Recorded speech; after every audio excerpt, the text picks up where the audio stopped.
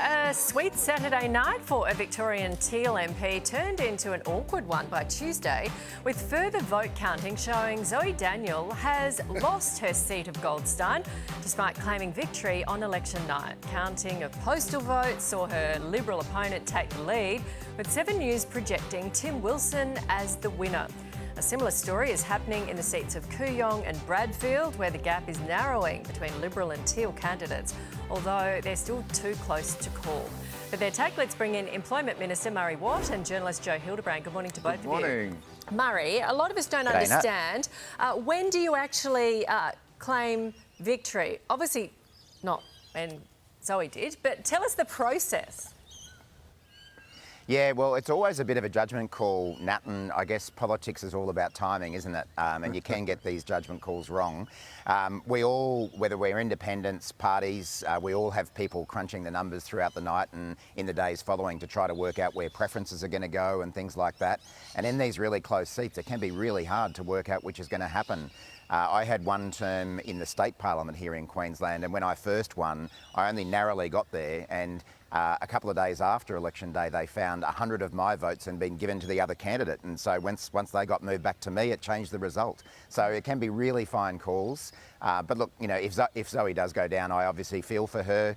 I've lost a seat at the state level. It's not a great experience. And, you know, she was a pretty decent person. But we'll see what the final result is, I guess. Yeah, Joe, are there people sort of in a back room, like the faceless men and women saying, Oh, yeah. you know, it's time? Yeah. How do they decide? Yeah. So you'll have, every party will have their scrutineers, and every party will be watching where every ballot goes like a hawk. So an interesting one is Melbourne, where someone obviously had an issue with the count between Adam Bowen and the Labor candidate there, and the AEC had to go back and start counting all the first preferences again and basically go back to ground zero, because clearly one of the scrutes had a problem with it, and that will still result in him losing his seat, I think. So good luck to him. But it's just been the most extraordinary election result I have ever seen, and the strangeness of a coalition led by Peter Dutton winning back Teal seats when it couldn't win seats elsewhere, which was its whole... I mean, I suppose it tells you something about just the omni-shambles of the campaign, that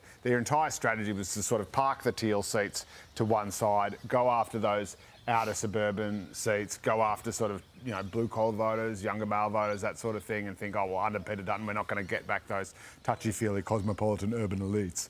And yet that is probably the only area where they've had any unexpected success. It's just a bonkers... Like, I knew Labor was going to win a majority, but the way this election is panning out is kind of all-time. And for people who watched on election night, to give her credit, Jane Hume said when the postal votes come in, they often skew more Conservative, and that is actually what's happened in several of these seats. That's right. She was standing her ground, the only one on the panel doing that. That's right. The theory is it's all old blue bloods in nursing homes, and rich people have gone away from holidays and don't want to be, you know, bothered anymore. But she's been right in some of these seats. She was right. Moving on, Murray, it looks like there may be a ministerial state of origin for the Prime Minister's second term, with states wanting their fair share of representation now. Is it kind of like the Hunger Games for the ministerial positions? How does this work? Yeah, well, there's always a bit of rough and tumble after the election to sort of work out who gets what and who goes into what role.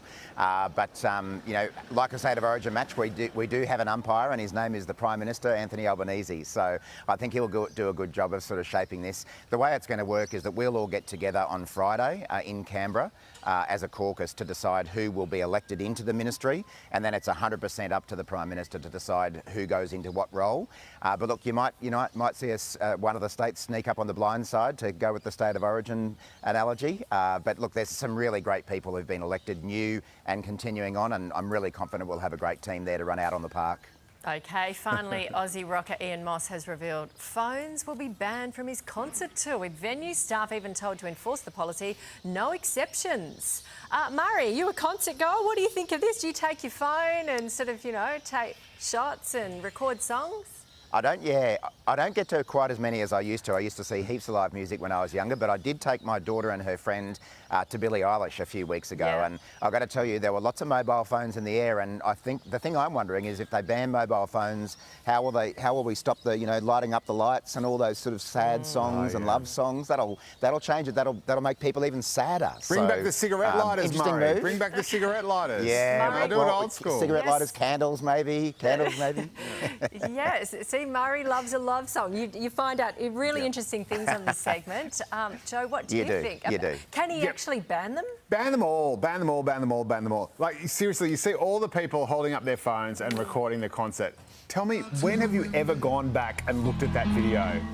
It's for posting, because if you don't post it on Instagram, it didn't happen. If it's not on the gram, it didn't happen. But no, I'm all for just, get right in there, get in the moment. I'm more about the 60s, if you can remember it, you weren't there. Well, and when Ian Moss starts Tucker's Daughter, do you want to say, does he want to look out into a sea of phones? Tucker's Daughter should be the only memory in that song. Okay. There you go. Tell us what you think, because that is controversial and how they're going to stop it. Murray, thank you. Congratulations. Thank you, Joe. See you next week. Here's Siobhan.